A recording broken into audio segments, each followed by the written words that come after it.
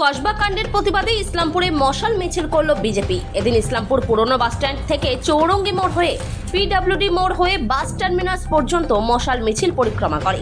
মিছিলের শেষে পথসভা করা হয় বিজেপির পক্ষ থেকে।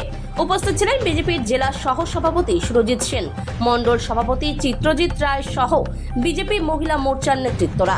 আরেকটি শিক্ষা প্রতিষ্ঠান কসবাতে গত পরশু যেভাবে একজন লয়ার ছাত্রীকে যেভাবে ধর্ষণ করা হয়েছে এবং সেটা তৃণমূলের টিএমসিপি নেতাদের দ্বারা এবং তারা যেভাবে ধর্ষণ করেছে এবং শাসক দলের পক্ষ থেকে যেভাবে সেই সব নেতাদেরকে আড়াল করার চেষ্টা করা হচ্ছে তার প্রতিবাদে আপনারা দেখেছিলেন গতকাল আমাদের রাজ্য সভাপতি সে যখন প্রতিবাদ করতে গিয়েছিল তাকে অন্যায়ভাবে তাদেরকে গ্রেপ্তার করে রাখা হয়েছিল, গোটা রাত তাদেরকে গ্রেপ্তার করে রাখা হয়েছিল এবং গতকাল থেকে আজ পর্যন্ত রাজ্যের বিভিন্ন জেলা বিভিন্ন বিধানসভাতে বিজেপি হয় ধিক্কার মিছিল, নয় মশাল মিছিল, নয় প্রতিবাদ মিছিল, নয় ধর্ণা আমরা চালিয়ে যাচ্ছি।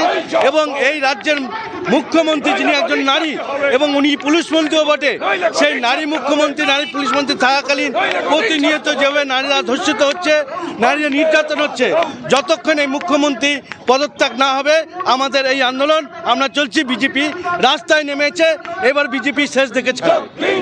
জানেন কলকাতা আরজি কলেজের পরে এবার কসবায় ল কলেজে এক ল ছাত্রীকে ওই ল কলেজের ছাত্র ইউনিয়নের ছাত্ররা তাদের কমন রুমে ডেকে সেই মেয়েকে 3-4 জন মিলে ধর্ষণ করে। পশ্চিমবঙ্গের এই ধর্ষণটা এখন প্রতিদিনের একটা নিত্য ঘটনা হয়ে দাঁড়িয়েছে। আজকে আমরা এই মমতা ব্যানার্জির পদত্যাগের দাবিতেই আজকে আমাদের এই মশাল মিছিল। কেননা আমরা দেখছি 2011 থেকে এই ধর্ষণ কাণ্ড শুরু হয়েছে। ধর্ষকরা এখানে অবাধে ঘুরে বেড়াচ্ছে, তাদের কোনো শাস্তি হচ্ছে না। এই মুখ্যমন্ত্রী যতদিন থাকবে কোনো ধর্ষক এই রাজ্যে তার কোনো শাস্তি হবে না।